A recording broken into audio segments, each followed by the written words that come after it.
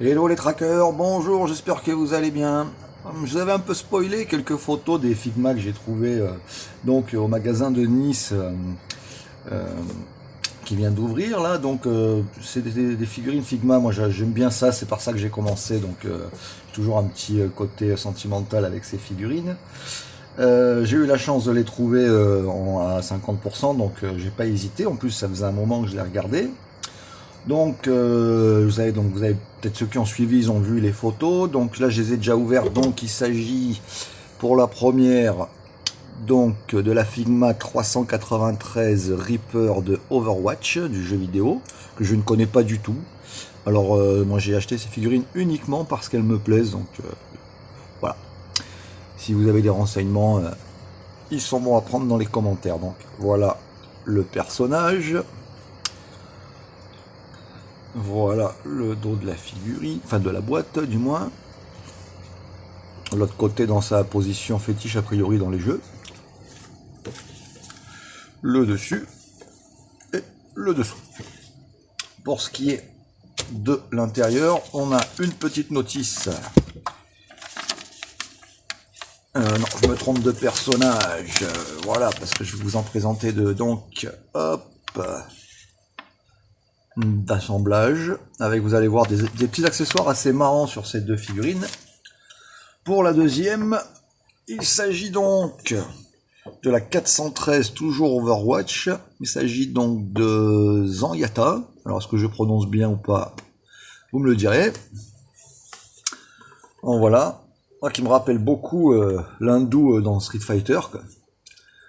Une figurine avec vraiment beaucoup de choses très intéressantes. Donc vous pouvez le constater, la boîte fait le double. Enfin pas le double, mais enfin il est bien plus large. Celle-ci est en 2 étages, celle-ci est en qu'un seul étage. Alors, on va commencer par la plus simple. Alors bon, pas forcément la plus moche, ça chacun est juge. Donc pour commencer, dans celle de Reaper, donc Figma comme d'habitude, le petit sachet, le socle, le personnage, les armes, et un deuxième étage. Alors dans le deuxième étage, on a donc 2 flammes de revolver qui ont la bonne idée de réagir à la lumière. Vous voyez. Alors si on a des lumières de couleur, il y a une transparence et elle capte assez certaines variations de couleurs, ce qui est pas mal. On a ensuite un socle qui est en fait un petit plastique mou décoratif qui en fait figure une espèce d'énergie, quelque chose qui est en train de fondre. Et alors ce socle, il peut servir donc de fond pour présenter la figurine, et en même temps vous pouvez le coller en humidifiant simplement comme une décoration de Noël dans la vitrine. Et donc si vous orientez les revolvers, n'est-ce pas, comme ça, vous avez dans la vitrine l'effet comme si le verre allait fondre. C'est totalement marrant, c'est pas forcément bien fait, mais c'est marrant. Ensuite, il est fourni avec un socle qui a dans toutes les Figma tout à fait classique. Voilà. Et pour celui-ci, il y a une pièce particulière parce qu'il y a une rallonge. Donc on obtient une grande hauteur. Ensuite, on a tout un sachet de main, je vais vous en sortir. Hop là. Je vais vous en sortir une. Alors c'est quand même très soigné, bon ça se comprend vu le prix pour le type de figurine. Bon, je vous en sortir une main ouverte pour que vous puissiez quand même juger. Voilà, donc il y a un protège-peg. Voilà. Hop là, qui est tombé. Il va falloir que j'aille chercher maintenant.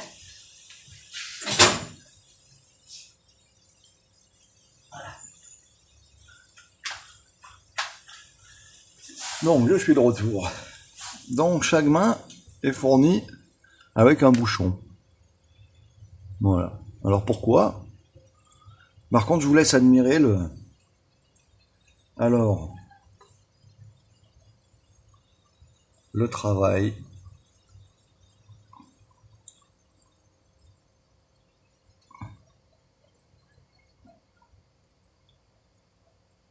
Sur ses mains. Très sympathique.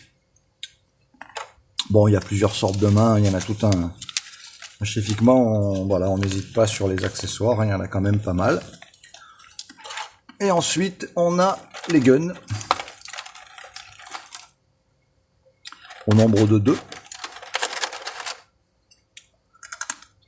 Et voici. Qui sont... limite, ils iraient sur une autre toy, hein, tellement ils sont énormes.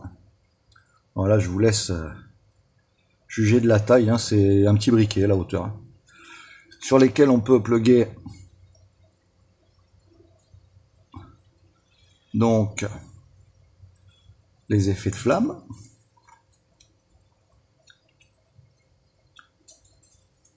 Alors le paint, je vous en ai pas parlé. C'est joli aussi.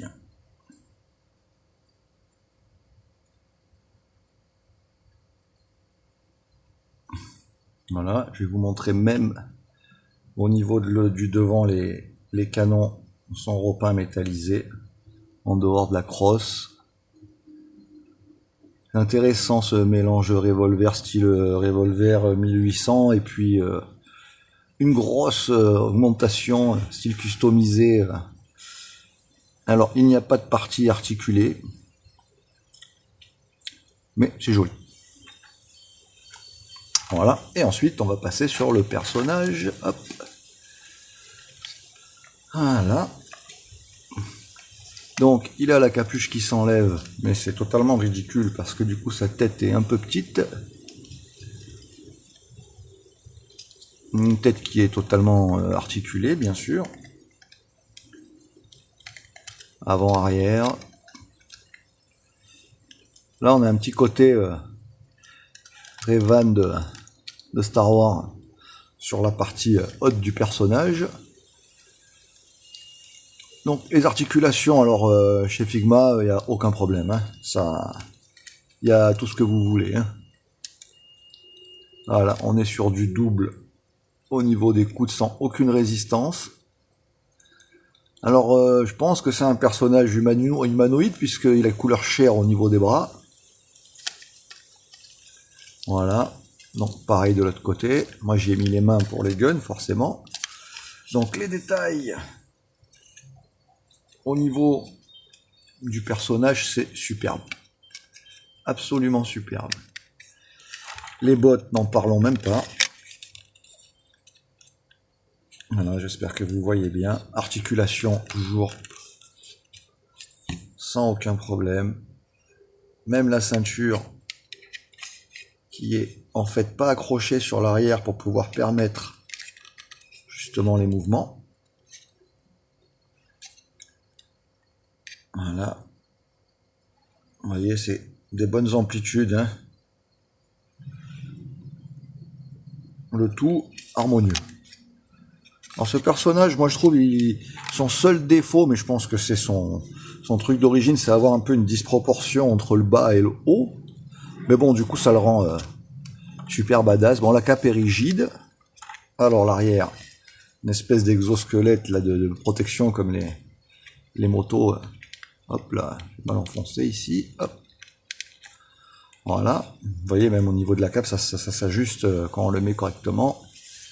Voilà. Les articulations, même au niveau de la cape ici, qui est en 2 pièces, qui vous permet toutes sortes de manipulations. Voilà. Et voilà, je vais lui mettre une petite pause vite fait, comme je l'expose moi-même dans la vitrine.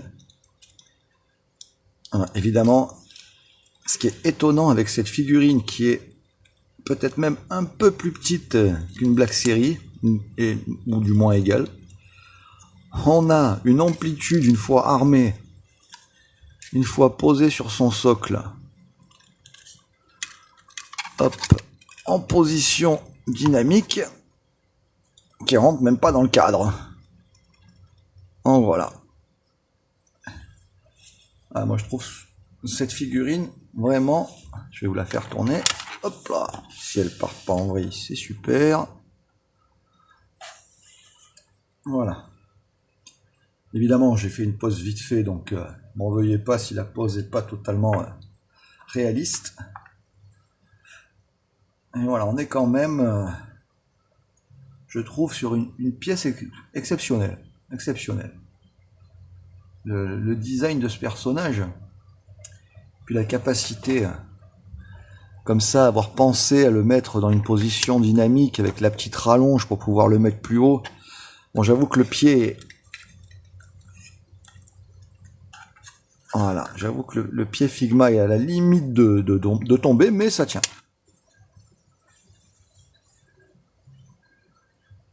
Voilà, on a tout de suite des positions naturelles. Hormis les articulations qui sont un peu visibles. Bon, si vous connaissez les Figma, ben, c'est un peu comme certaines Bandai ou quoi, on privilégie plus la manipulation que l'esthétique. Mais quand même, ça reste tout à fait sympathique. Voilà. Voilà, voilà. Donc, on va pas non plus durer 1000 ans avec cette petite vidéo de l'été.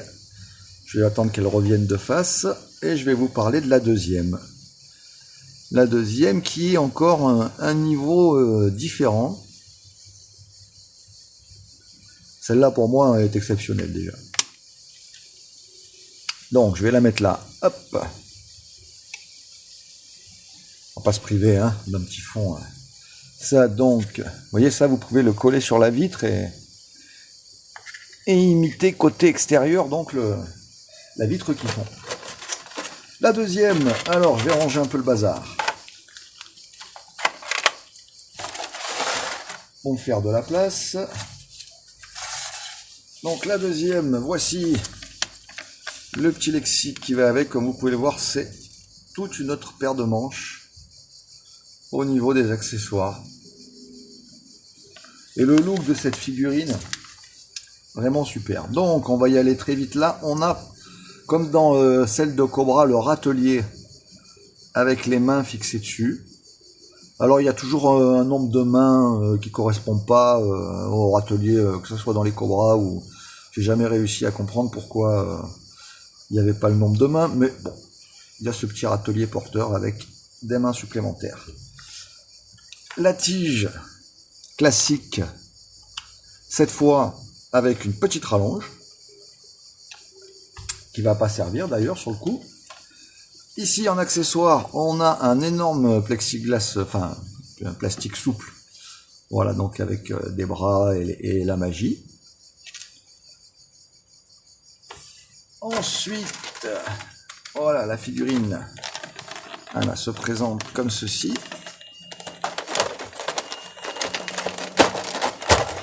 Hop là.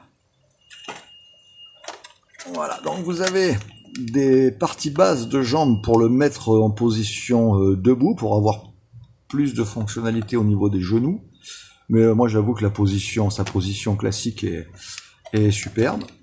Donc au niveau des accessoires, on a des mains, encore plein de mains, il y en a 1, 2, 3, 4, 5 dans la boîte. On a comment dire, des planètes, quoi, des magies, des boules magiques, voilà, montées sur un arceau. On a un pouvoir bleu, pareil, qui prend très bien aussi les couleurs ainsi que le plastique de derrière. Ensuite, une boule d'énergie, comme ceci mauve. Une boule d'énergie jaune. Voilà. Hop. Ensuite, divers petits crochets.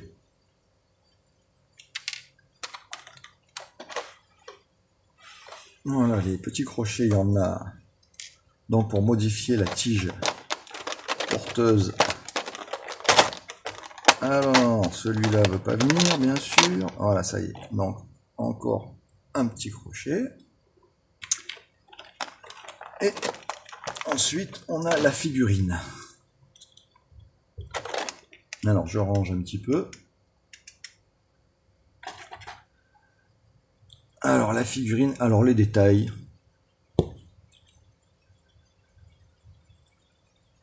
Je vous laisse admirer. C'est vraiment magnifique. Je tiens à préciser que l'effet peinture argentée est vraiment qualité au-dessus d'une Black Series. Après, c'est un peu normal, des figurines qui coûtent 3 fois plus cher, heureusement. Voilà. Donc, les parties basses. Vous avez les pieds, le petit truc de magie. Voilà. Alors, au niveau des articulations, on fait ce qu'on veut de toute façon. À part au niveau du cou, où il y a ici, cette figurine, je découvre des choses à chaque fois que je la touche. Voilà, c'est vraiment toute la... Comme Terminator, vous voyez, c'est un peu... Voilà, il y a une double en fait, ça plus le cou.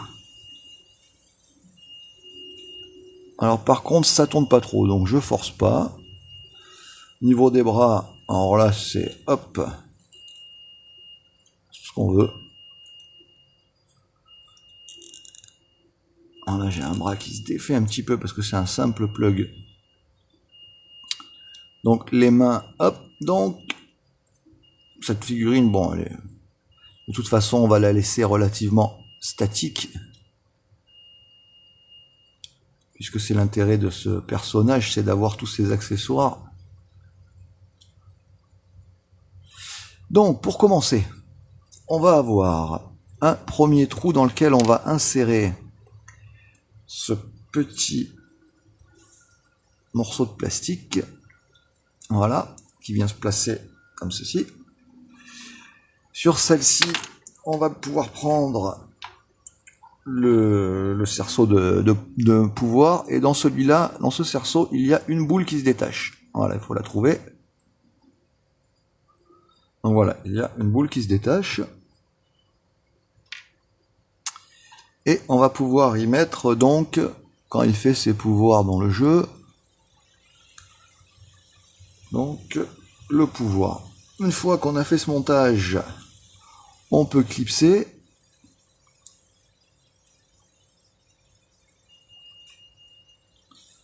Alors, c'est toujours le moment délicat. Voilà. Et donc là, vous obtenez ça. Voilà, ce qui est tellement rare sur une figurine, ce genre d'accessoire. Et ça m'a fait craquer. Voilà. Alors, ensuite, alors, que je me rappelle maintenant, c'est donc celui-ci que l'on va mettre là. Voilà. Voilà. Celui-ci, en fait, il sert à mettre sur les personnages, donc à clipser sur le poignet des autres personnages. Donc, si on veut simuler, faire un duo de combat, et mettre en fait les petites boules d'énergie comme ça. Voilà. Donc en fait, l'idée c'est de clipser ceci à l'autre personnage pour simuler une attaque. Voilà. On est vraiment sur quelque chose d'assez travaillé, quoi. Donc là, on va enlever la partie qui permet de le mettre debout tout seul. On insère le A, ah, évidemment, c'est dans l'autre sens.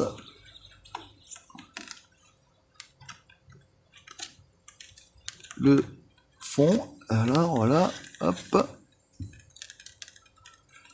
On insère le socle.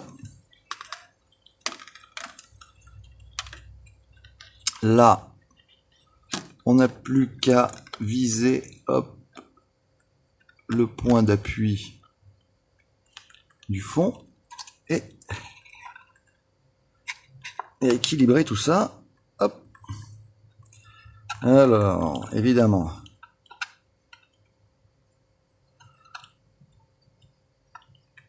il faut viser, retrouver les axes. Alors, vous m'excuserez si c'est assez compliqué de retrouver tous les axes parce qu'on a plusieurs pièces qui s'emboîtent, donc il faut que tout soit bien droit.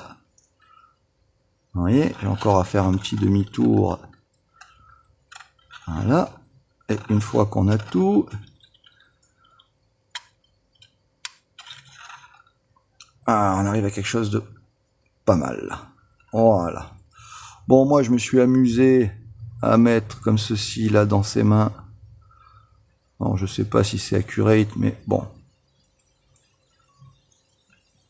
Toujours dommage de laisser des accessoires aussi jolis, surtout. Voilà, dans les mains comme ceci.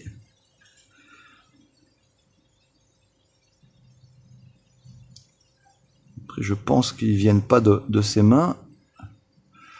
Voilà. Donc là, on obtient comme ça quelque chose qui va capter la lumière. Surtout si vous avez des litres de couleur, vous voyez. Ça capte très bien le... Alors, je sais pas si vous allez le voir là, forcément à la caméra, mais dans la vitrine, franchement, avec les litres de couleur, c'est pas mal du tout. Donc voilà. Pour ce qui est de ces deux Figma que j'ai trouvé, moi, vraiment des réalisations originales, un petit peu hors norme, quoi. Voilà, donc une marque à suivre sur certaines pièces comme ça. Alors forcément, vous n'aurez pas toutes les licences chez Figma, quoi qu'il y en a pas mal. Je pense pas qu'il y ait tellement de Star Wars, mais je crois que même qu'il n'y en a pas du tout. Par contre, vous y trouverez du Cobra, comme j'ai déjà présenté, des choses un petit peu comme ça, un peu hors norme, quoi. Et surtout, alors là, ces deux-là, c'est vraiment les premières qui sont avec des fonds, des morceaux de plastique pour augmenter les effets, quoi. Voilà. Vraiment. Et puis voilà, celui-ci, par exemple, vraiment est de toute beauté pour moi. Voilà. Je trouve que vraiment c'est une très belle pièce. Bourré de détails. Vous en trouverez toujours des choses à regarder que vous n'avez pas vu la première fois. C'est à voir même, je dirais même avec une loupe, parce que c'est tellement petit que pour aller voir les petits trucs de peinture, même au niveau des boules de pouvoir, il y a des petites fissures sur chaque boule. Voilà, j'en ai une qui est détachée là, je vais essayer de vous montrer ça. Voilà. Avec le zoom, voilà, tout est vraiment détaillé. Voilà les amis pour cette petite vidéo du milieu des vacances. Et bien j'espère qu'on va tous se retrouver bientôt en pleine forme. Et passer une bonne journée. Au revoir.